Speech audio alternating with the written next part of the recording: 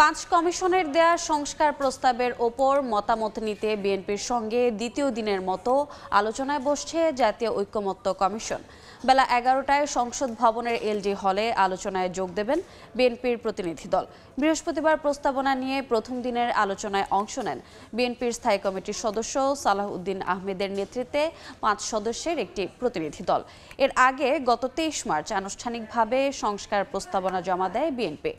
গত 5 আগস্ট আওয়ামী লীগ সরকার ক্ষমতাচ্যুত হওয়ার পর দেশের হালধরা অন্তর্বর্তী সরকার রাষ্ট্র সংস্কারের লক্ষ্যে 2 ধাপে 11টি কমিশন গঠন করে।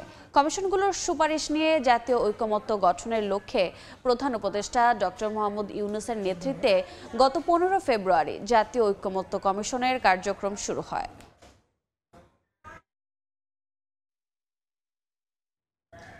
এই মুহূর্তে সংসদ ভবনের এলডি হলে আছেন সহকর্মী হাসান ওয়ালি। সরাসরি যাচ্ছি তার কাছে।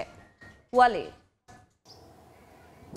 বেলা 11টা নাগাদ জাতীয় ঐকমত্য কমিশনের সঙ্গে বিএনপির আলোচনা সেটি শুরু হবে। আজকে দ্বিতীয় দিনের মতো যে 5টি সংস্কার যে কমিশন, সে কমিশনের উপরে যে প্রস্তাবনা বিএনপি জমা দিয়েছে গত 23 মার্চ, সেটি নিয়ে গত বৃহস্পতিবার প্রথম দিনের মতো আনুষ্ঠানিকভাবে বিএনপি বিশদভাবে আলোচনা করেছে। প্রতিটি জিনিসের উপরে আসলে তাদের যে পর্যবেক্ষণ মতামত সেটি তুলে ধরেছে।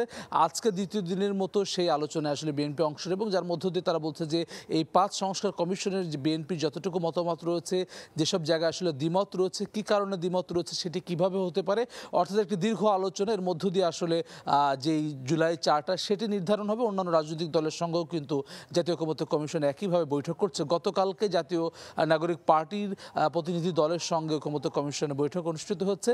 আজকে এই ঐকমত্য কমিশনের সহসভাপতি অধ্যাপক আলী রিয়াজ তিনি নেতৃত্ব দেবেন। একই সঙ্গে বিএনপির প্রতিনিধি দল আসবে, যারা এর মধ্য দিয়ে আসলে আজকে দ্বিতীয় দিনের মধ্য দিয়ে বাকি গত দিনের পরে যে আলোচনাগুলো বাকি রয়েছে, যে সংস্কার কমিশনগুলোর সঙ্গে ব্যাপারে আলোচনার বাকি রয়েছে, সেগুলো সম্পর্কে আজকে মূলত আলোকপাত করবে বিএনপি। আমরা জানি গত 15 ফেব্রুয়ারি এই জাতীয় ঐকমত্য কমিশন গঠন করে অন্তর্বর্তীকালীন সরকার। এর মধ্য দিয়ে আসলে যেই 2 ধাপে যে 11টি সংস্কার কমিশন গঠন করেছে সরকার, মানুষের যে আকাঙ্ক্ষা, সংস্কারের যে আকাঙ্ক্ষা রয়েছে সেটি পূরণ করার জন্য সেটি নিয়ে যে রাজনৈতিক দলগুলোর আনুষ্ঠানিক প্রস্তাবনা জমা নিয়েছে স্প্রেডশিটের মধ্য দিয়ে।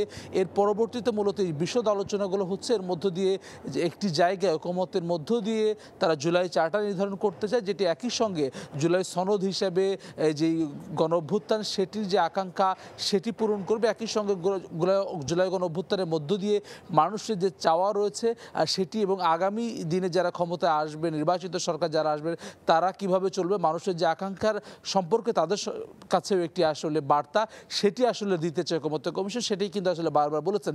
একই সঙ্গে রাজনৈতিক দলগুলোর তরফ থেকে যে সহযোগিতা রয়েছে সে ব্যাপারে কিন্তু অধ্যাপক আলী রিয়াজ এর আগের দিনগুলোতেও বলেছেন যে তিনি আসলে আশাবাদী। বিএনপির তরফ থেকে যেমন তারা সাড়া পাচ্ছেন, বিএনপি নেতৃবৃন্দ গত বৃহস্পতিবারও বলেছেন তারা আসলে পর্যাপ্ত সময় দিতে চান।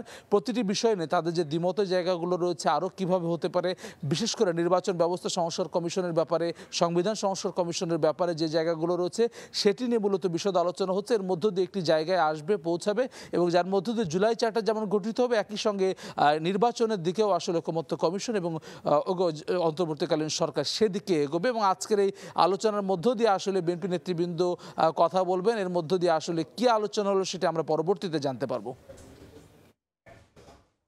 সরাসরি যুক্ত ছিলাম জাতীয় সংসদ ভবনে।